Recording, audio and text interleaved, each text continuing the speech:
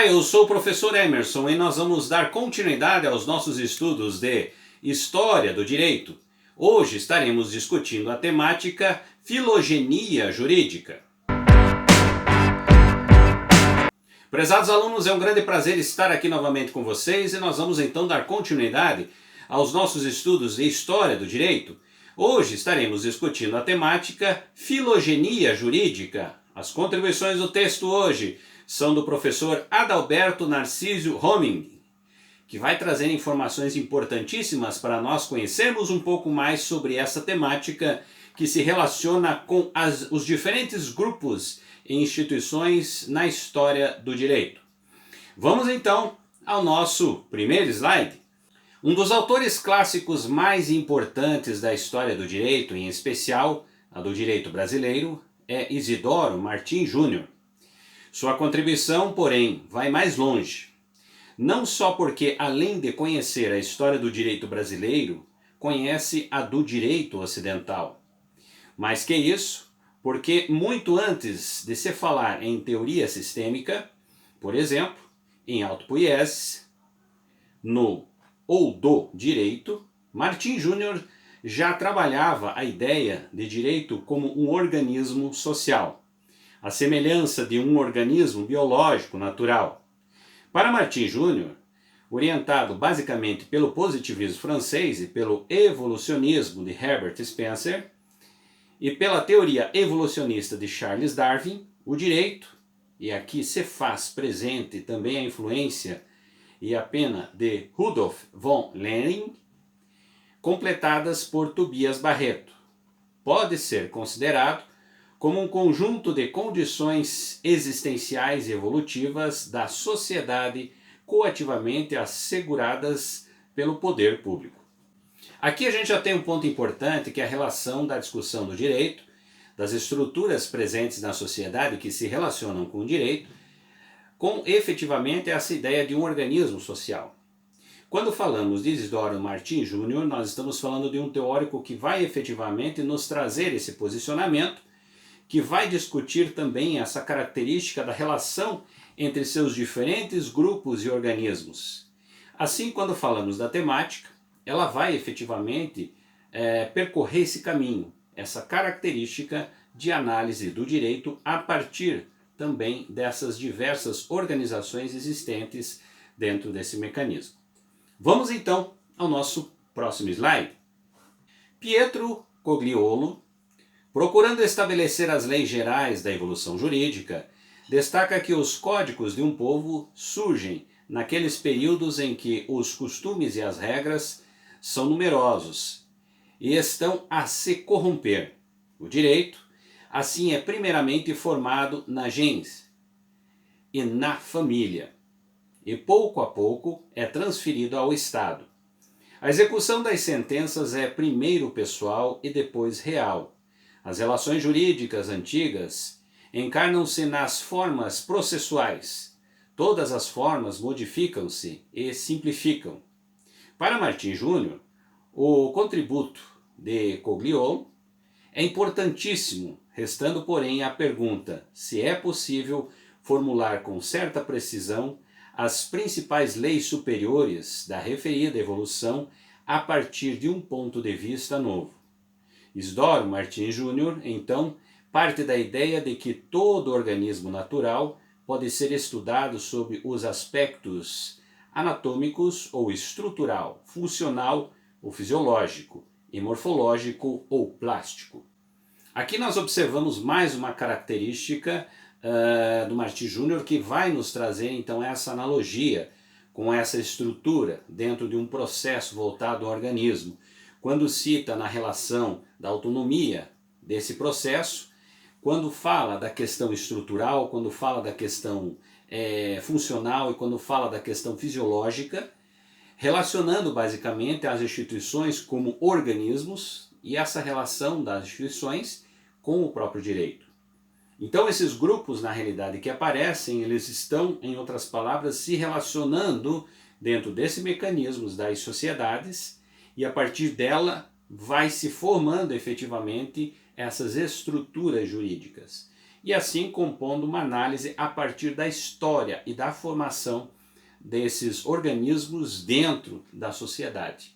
Como esse autor nos traz, então, essas discussões. E também a característica da analogia que ele traz de diversos termos que são de propriedade, né, da própria biologia. Porém, muito bem aplicadas aqui, nesse sentido de fazer, então, essa analogia. Vamos, então, ao próximo slide. O direito, um organismo social sui generis. As duas modalidades podem explicá-lo são anátomo, fisiológico ou estrutural e orgânica, e morfológica ou plástica. A partir do primeiro desses aspectos, então, a pergunta, Martim Júnior, como terá evoluído o direito? Qual o modo de evolução do direito encarado como um organismo ativo dotado de energias funcionais? Aqui, para o nosso historiador, a evolução jurídica ter-se-ia dado no sentido da evolução universal defendida por Herbert Spencer, em O Processo, Sua Lei e Sua Causa. Passando assim do homogêneo para o heterogêneo. Nos primórdios das sociedades, explica Spencer, não havia um polimorfismo como se pode verificar atualmente. Havia, sim, uma confusão completa. O sincretismo dominava as instituições sociais e as relações individuais. Religião, moral, ciência, arte e indústria coincidiam e se sobrepunham uns aos outros. Aqui a gente tem então alguns comentários, né, que vão estar envolvendo as características de leitura da sociedade de Herbert Spencer, que vai nos trazer efetivamente processos a se analisar essa sociedade, que é vista como uma relação heterogênea. Uma grande, em outras palavras, uma grande confusão que você teria de referências dentro dessa sociedade. Você fala de religião, você fala de moral, você fala de ciência, você fala da arte, da indústria, enfim, várias outras temáticas que estão presentes nessa sociedade e se comportam como referências. Aí nós temos efetivamente essa análise muito bem estruturada, que é a perspectiva da ideia, então, de organismos existentes dentro da sociedade e como esses organismos se relacionam com a perspectiva do direito. Vamos então ao nosso próximo slide. A autoridade que antropomorfizava Deus ou os deuses era a mesma que estatuía sobre os costumes privados, que dava a explicação do enigma do mundo, que inspirava as criações artísticas e regulava as atividades práticas. Tudo estava no caos bíblico, escuro e amorfo. Se, por exemplo, abrirmos Manava Dharma Sastra, a coleção de leis de Manu, veremos que seus 12 livros têm por objeto, além da criação, da vocação religiosa, das regras de abstinência, da penitência à expiação e da transmigração das almas, o casamento, os modos de aquisição, os deveres dos juízes, as leis civis e criminais, o direito de sucessão e os deveres dos agricultores, industriais e fâmulos. Semelhante ao quadro é ofertado pelo Zend Avesta, de Zoroastro, pelos livros de Confúcio, pelos hieróglifos egípcios, pela legislação de Moisés e pelo livro sagrado da religião maometana, o Alcorão. Percebam vocês que aqui a gente tem alguns exemplos, né, de referências que existiram dentro da história e muitas delas ainda permanecem dentro dos traços culturais e religiosos da nossa sociedade, que são as referências, regras, normas estabelecidas a partir de diversos contextos religiosos que vão se fazer presente dentro dessa sociedade. Percebam vocês que dentro desse contexto, né, nós vamos ter aqui uma grande diversidade que vai existir a partir da característica de cada uma dessas religiões, onde efetivamente trará o que? Os costumes que essa sociedade vai pregar a partir dessas referências, a partir dessas regras, a partir dessas informações importantes que são repassadas para esse grupo social, que é a partir da sua religião, né? Então isso faz parte também dentro desse contexto, quando observamos a ideia de estudar as organizações e a partir delas compreender como o processo do direito se instituiu dentro dessas sociedades. Vamos então ao nosso próximo slide. Na Grécia, o direito e a lei não se destacaram da ética. Na teoria e na prática, o direito e a política são considerados em especial por Platão e Aristóteles como construindo um ramo das ciências éticas. As cruéis ordenanças de Drácon e os preceitos de Solon e Licurgo são religiosos, morais e jurídicos e ao mesmo tempo. Por sua vez, os primeiros legisladores romanos obedeceram à fatalidade histórica. A primeira época do direito romano tem, antes de tudo, caráter religioso, sem ser teocrático ou sacerdotal, fundado à unidade de toda a existência e de todas as instituições, com a ligação delas à religião.